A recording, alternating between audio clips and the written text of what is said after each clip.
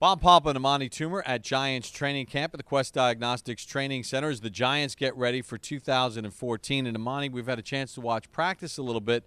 Ben McAdoo is the new offensive coordinator. What are some of the changes that the Giants will experience offensively in this new system? Well, I think they had so many problems last year with their offensive line. I think now getting the ball out of Eli Manning's hands quicker, having more of a timing game, it's going to help them. And also getting the ball into the receiver's hands quickly is going to it's going to go right into Victor Cruz's wheelhouse. What he does well is once he gets the ball in his hands, he can really make plays with his feet. You played in the offense that won 2 Super Bowl championships, but you also played in Sean Payton's offense, and in 2000 you won the NFC Championship with the New York Giants.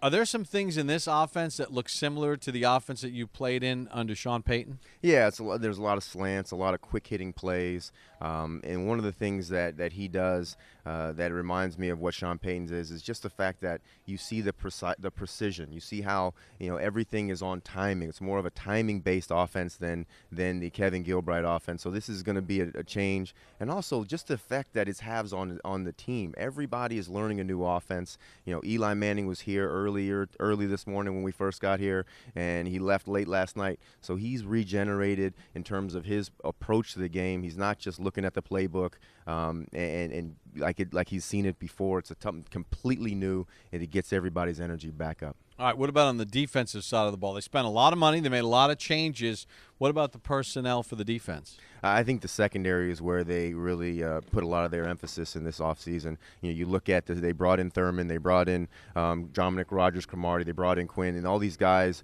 are in there to kind of take a page out of the Seattle Seahawks playbook in terms of getting their secondary with all these dynamic receivers that they have around the league and the game opening up. You're going to need guys that can cover and guys that can make plays in the secondary. In wrapping up, is there enough talent here in personnel for this team to get back to the postseason? I really think what they've done with the offensive line in terms of not getting, maybe not getting the big name frontline starters, but they're getting quality guys. And remember, the better offensive lines for the Giants always had depth. And they had guys that can play a lot of different positions. And they came together, and they really became a core group of guys that, that ended up playing really well together. And I think that's kind of what they're trying to do. They're trying to get in a situation where guys can play different positions. And if there are a few injuries, they can all move around and be the offensive line with a few parts maybe being missing.